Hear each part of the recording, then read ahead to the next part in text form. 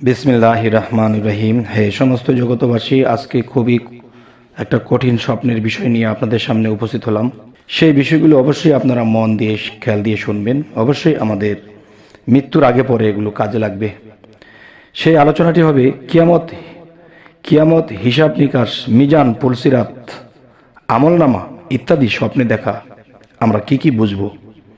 আচ্ছা, এটা হলো আমাদ ইবনে মাসরুক বললেন, স্বপ্নে দেখলাম যে কিয়ামত কায়েম হয়েছে, বান্দারা একত্রিত হয়েছে। হঠাৎ ঘোষণাকারী ঘোষণা করল, নামাজের সময় হয়েছে। লোকেরা কাতারবন্দি, যার মুখমণ্ডল দৈর্ঘ্যপন্থে প্রায় 1 মাইলের মতো ছিল, আমাকে বললেন, আগে যাও এবং লোকদের নামা পাড়াও। আমি তার চেহারার দিকে গভীরভাবে তাকালাম। হঠাৎ তার কপালে লেখা দেখতে পেলাম, জিব্রাইল আমিনুল্লাহ আমিন। জিজ্ঞাসা করলাম, রাসূলুল্লাহ সাল্লাল্লাহু আলাইহি ওয়াসাল্লাম কোথায়?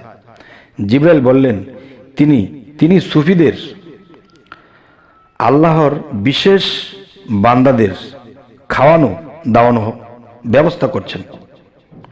আচ্ছা, উস্তাদ আবু সাআদ বললেন, মহান আল্লাহ কিয়ামত সম্পর্কে বললেন, অর্থাৎ আমি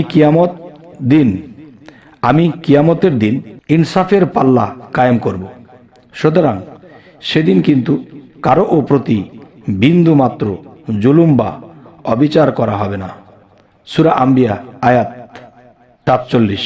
আচ্ছা, তো এবার আসি, যদি কোনো ব্যক্তি স্বপ্নে কোনো স্থানে কিয়ামত কায়েম হতে দেখে, তবে উক্ত স্থানের অধিবাসীদের জন্য ইনসাফ বা সুবিচার প্রতিষ্ঠিত হবে এবং তথাকার জালেমদের নিকট হতে প্রতিশোধ নেওয়া হবে এবং মজলুমদের সাহায্য করা হবে। কেননা কিয়ামত হলো ইনসাফ প্রতিষ্ঠা ও ফায়সালা, সেই ফায়সালার দিন। এবার আসি, যদি কোনো ব্যক্তি স্বপ্নে কোনো স্থানে কিয়ামতের কোনো আলামত প্রকাশ পেতে দেখে, যেমন পশ্চিম দিক হতে সূর্য উদিত হওয়ার এবং মাটির নিচ হতে প্রাণী বের হওয়া, দজ্জাল বা ইয়াজুজ মাজুজ ইত্যাদির প্রকাশ ঘটা, আর লোকটি যদি সৎ ও নেককার হয়, তবে উক্ত স্বপ্ন তার জন্য সুসংবাদ বাহক হবে। আর যদি অসৎ এবং বদকার হয় অথবা খারাপ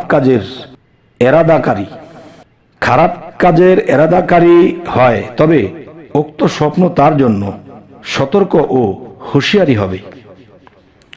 আচ্ছা, এবার আসি, যদি কোনো ব্যক্তি স্বপ্নে দেখে যে কিয়ামত কায়েম হয়েছে এবং সে মহান আল্লাহর সম্মুখে দণ্ডায়মান রয়েছে, তবে উক্ত স্বপ্ন দ্রুত সত্য এবং সেখানে অতি তাড়াতাড়ি ন্যায় ও ইনসাফের প্রকাশ ঘটবে। আলহামদুলিল্লাহ, সুবহানাল্লাহ।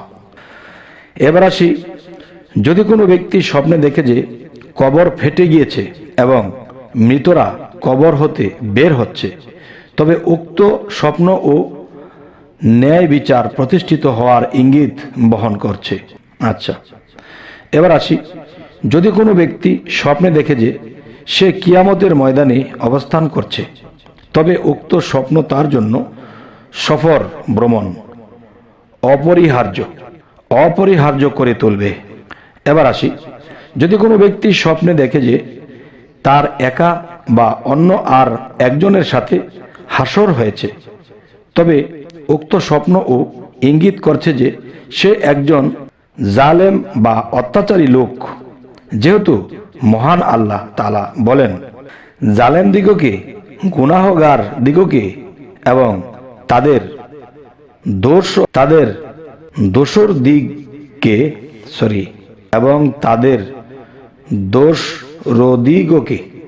একত্রিত করব। সূরা আস-সাফফাত আয়াত 22। এতেই এই কথাটি বলা হয়েছে। যদি কোনো ব্যক্তি স্বপ্নে দেখে যে শুধুমাত্র তার উপরেই কিয়ামত কায়েম হয়েছে, তবে উক্ত স্বপ্ন তার মৃত্যুর ইঙ্গিত বহন করে।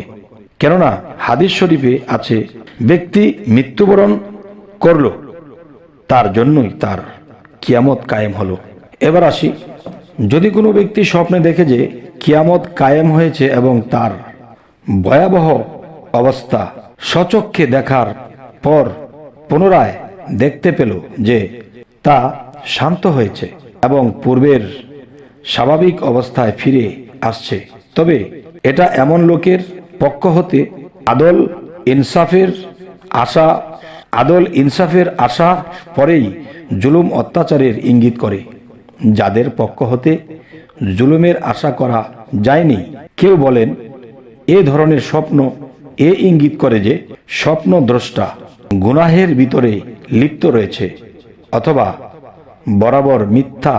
বরাবর মিথ্যার উপর অটল রয়েছে।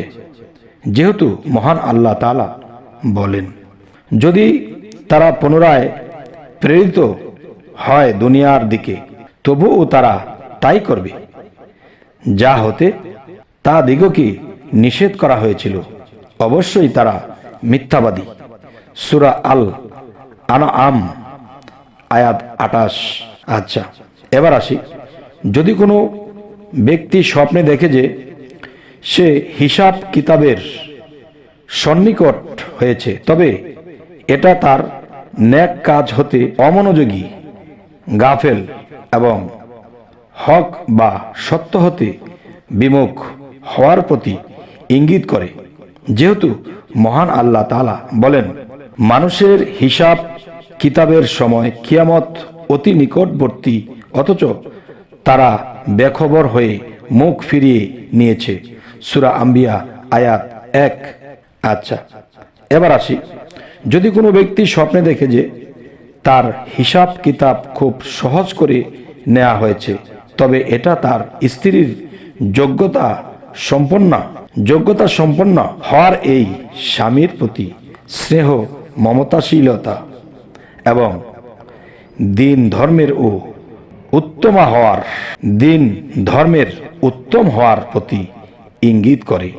তবে হে সমস্ত জগতবাসী, আজকে আপনাদের সামনে যেই স্বপ্নের কথাগুলো তুলে ধরলাম, তবে দেখেন, আমরা জীবনে চলার পথে এই স্বপ্নগুলো অবশ্যই আমাদের বোঝা দরকার। তাহলে এই স্বপ্নগুলোর মধ্যে আল্লাহ কিন্তু ইহকাল ও পরকালকে তুলে ধরেছেন। তবে অবশ্যই আমাদের খেয়াল করে চলতে হবে, স্বপ্ন আমাদের বুঝে চলতে হবে, আর না হয় আমরা সামনের দিনগুলো বিপদেই কাটতে পারে। আর বিপদে থাকলে আল্লাহর ইবাদত করা যায় না, সমস্ত কিছুই এলোমেলো হয়ে যায়। তাই বলবো, আজকের পর থেকে আমরা অবশ্যই স্বপ্নের ব্যাখ্যা করে চলবো এবং আমাদের চ্যানেলটির দিকে অবশ্যই আপনারা খেয়াল রাখবেন, যাতে করে আমরা এই স্বপ্নের ব্যাখ্যাগুলো বুঝে বুঝে চলতে পারি। তো অবশ্যই সাবস্ক্রাইব করে নেবেন পরবর্তী আকর্ষণের জন্য। সকলেই ভালো থাকবেন। আল্লাহ হাফিজ।